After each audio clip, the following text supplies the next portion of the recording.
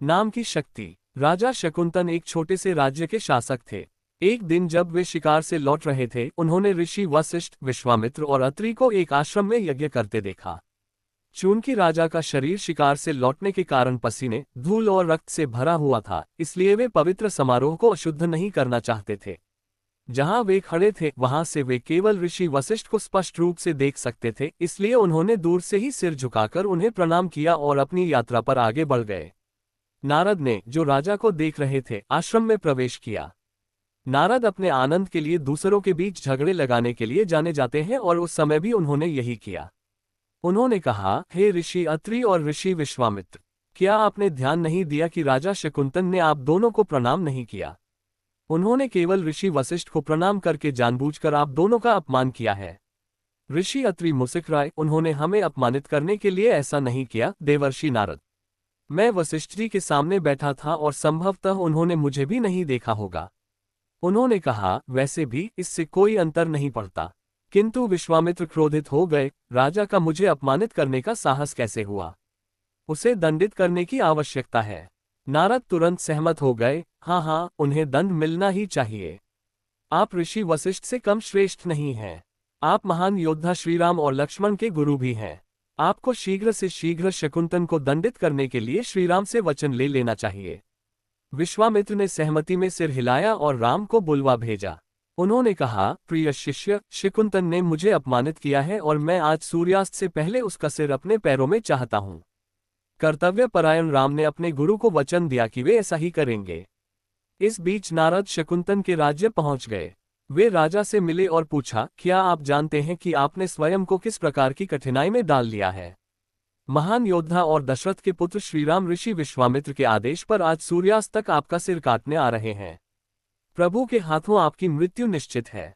शकुंतन चिंतित हो गए, लेकिन मैंने महान ऋषि को अपमानित करने के लिए क्या किया है? मैं तो केवल एक छोटे से राज्य का शासक है।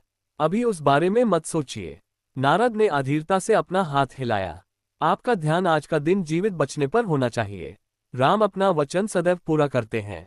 राजा ने कहा, हे नारद मुनि, कृपया मेरी सहायता करें। मुझे नहीं पता कि मैं इस कठिनाई में कैसे पड़ गया, किंतु आप मेरे पास यह विनाशकारी समाचार लाए हैं, इसलिए आपको इस समस्या का समाधान ढूंढने में भी मेरी सहायता करनी चाहिए। नारद तो यही चाहते थे। उन्होंने एक सुखद और बुद्धिमत्तापूर्ण स्वर में कहा, आप हनुमान जी की मां अंजना को ढूंढें और उस व्यक्ति का नाम लिए बिना, जिनसे आप सुरक्षा चाहते हैं, उनसे रक्षा करने का अनुरोध करें। बाकी सब वे स्वयं संभाल लेंगी। राजा शकुंतन शीघ्रता से किष्किंधा गए, जहां उन्होंने अंजना को अपने घर में भगवान शिव की पूजा करते पाया। राजा ने उनके चरण छुए और कहा, हे पवित्र माता, कृपया मेरी सहायता करें। एक व्यक्ति ने बिना अपराध आज मेरा सिर काटने का निर्णय लिया है। आप महान हनुमान की मां हैं और आपकी सहायता के बिना मैं आज का दिन पूरा होने तक जीवित नहीं रह पाऊंगा। अंजना चिंता में पड़ गई। उन्हें समझ में नहीं आ रहा था कि क्या करें। तब उन्होंने इस पर विचार किया। एक छोटा सा राजा सुरक्षा की तलाश में आया था और यह इतनी बड़ी बात नहीं थी। वे जानती थी कि उनका बेटा आसानी से यह काम कर सकता है। इसलिए उन्होंने शकुंतन को वचन दिया, मैं हनुमान से आपकी रक्षा करने के लिए कहूंगी। वे मेरी आज्ञा कभी नहीं टालते। अब आप अपनी चिंताओं को त्याग कर अपनी सुरक्षा के प्रति आश्वस्त हो सकते हैं। शकुंतन ने जोर देकर कहा, आप मुझे वचन दीजिए। ठीक है, मैं आपको प्रभु राम के नाम पर वचन देती हूँ कि हनुमान आपकी रक्षा करेंगे। अंजना ने कहा और पूजा करने लगी। शकुंतन ने राहत की सांस ली और प्रतीक्षा करने लगे। जैसे ही हनुमान घर आए और अंजना ने अपनी पूजा समाप्त की, उन्होंने अपने पुत्र से शकुंतन की रक्षा करने के लिए कहा। हनुमान ने कहा, हाँ, मैं आपकी रक्षा करूंगा।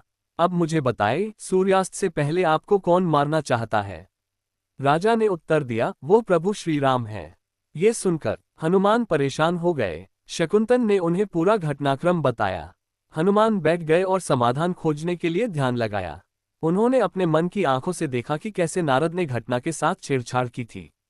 अब हनुमान राजा को पहले ही वचन दे चुके थे कि वे उनकी सुरक्षा सुनिश्चित करेंगे। कुछ देर सोचने के बाद हनुमान ने राजा से कहा, आप तब तक राम का नाम जपते रहें जब तक मैं आपसे आगे बात नहीं करता। अब आप जाए। इस बीच हनुमान पवन की गति से उड़ते हुए अयोध्या पहुंच गए। श्रीराम के महल में उन्होंने प्रभु को बताया कि कैसे नारद ने शकुंतन के साथ चाल चली थी। हनुमान ने श्रीराम से अनुरोध किया कि वे बेचारे राजा के साथ युद्ध न करें। मैं मानता हूं कि यह एक अनुचित चाल है प्रिय हनुमंत, किंतु मैं वचन दे चुका हूं। मुझे किसी भी मूल्य पर यह कार्य पूरा करना होगा। राम ने भारी स्वर में कहा, किंतु मैं आपके विरुद्ध कैसे लड़ सकता हूं? मैंने शकुंतन को सुरक्षा का वचन दिया है प्रभु। तब तुम अपना वचन निभाओ और मैं अपना निभाऊंगा। मेरे राज्य में कोई अपना वचन नहीं तोड़ता। तब मुझे वचन दीजिए प्रभु कि जो भी आपके नाम का जाप करेगा उसे तब तक निशाना नहीं बनाया जाएगा और प्रताड़ित नहीं किया जाएगा जब तक वह अपना जाप पूरा नहीं कर लेता। मुझे आशा है आप इतना तो कर ही सकते हैं। राम ने कहा, अवश्य, मुझे कोई आपत्ति नहीं। सीमित विकल्पों के होते हुए हनुमान को बाली के पुत्र अंगद की याद आई, जो श्रीराम को बहुत प्रिय थे। शायद वे ध्यान लगाकर श्रीराम को हनुमान से युद्ध न करने के लिए मना सके। सो अंगद अयोध्या आए और उन्होंने राम से बात की। हनुमान आपके सबसे सच्चे भक्त हैं प्रभु। उनकी अनंत भक्ति के बारे में सोचिए और याद करिए कि उन्होंने रावण के विरुद्ध युद्ध में आपकी कितनी सहायता की थी। मैं तुम्हारी कही हर बात से सहमत हूँ अंगद, किंतु मुझे सूर्यास्त से पहले शकुंतन का सिर अपने गुरु के चरणों में रखना ही होगा। मैंने उन्हें वचन दिया है। इसके अलावा कोई समाधान नहीं है। राम ने कहा, अंजना, जो ये देखकर दुखी थी कि उन्होंने राजा की सहायता का वचन देकर कितनी बड़ी समस्या उत्पन्न कर दी थी, अपने पुत्र से बोली, हनुमान कृपया जाकर सीता जी से प्रार्थना करो, वे अवश्य कोई समाधान बताएंगी। हनुमान तुरंत सीताजी के महल में गए और उन्हें वस्तुस्थिति बताए। श्रीराम किसी की बात नहीं सुनेंगे। उन्होंने कहा, उनसे कुछ कहने की बजाय मैं आपको एक वरदान देती हूँ वत्स। आपके जितना बहुमूल्य कोई भक्त नहीं है, इसलिए जब श्रीराम के तीर आपको चुभने का प्रयास करेंगे तो वे फूलों में बदल जाएंगे। शीघ्र ही यह समाचार फैल गया कि दिवस का अंत होने से पहले राम और हनुमान में युद्ध होने वाला है। नारद सहित सभी लोग युद्ध स्थल पर पहुंच गए। हनुमान ने अपनी लंबी पूंछ से एक किला बनाया और शकुंतन को उसी में रहने के निर्देश दिए, और फिर युद्ध आरंभ हो गया। राम हनुमान पर तीरों की बरसात करने लगे। वे ये देखकर चकित हो गए कि उनके तीरों का कोई प्रभाव नहीं हो रहा था। तब उन्होंने लक्ष्मण से इसका कारण पता करने के लिए कहा। लक्ष्मण शीघ्र ही वापस आए और बोले, भ्राताश्री, ये युद्ध व्यर्थ है। आपने वचन दिया है कि जो भी आपका नाम जपेगा वह सुरक्षित रहेगा। शकुंतन आपके नाम का जप कर रहा है, इसलिए आपके तीरों का उस पर कोई प्रभाव नहीं हो रहा है।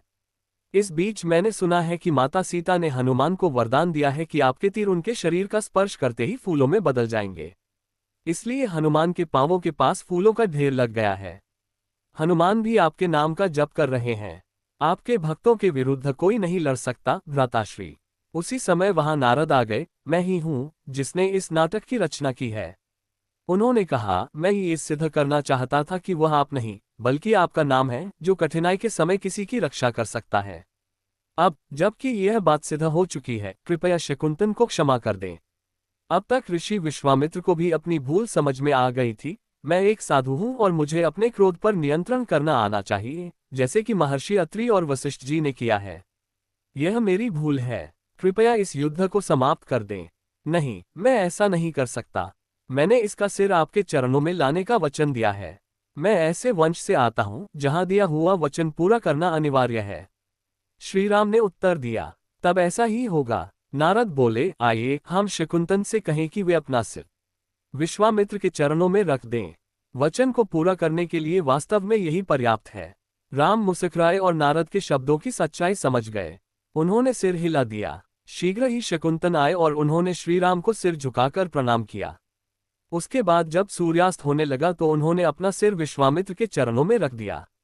युद्ध समाप्त हो गया और सभी लोग घटनाओं के इस मोड़ पर मुस्कुराने लगे।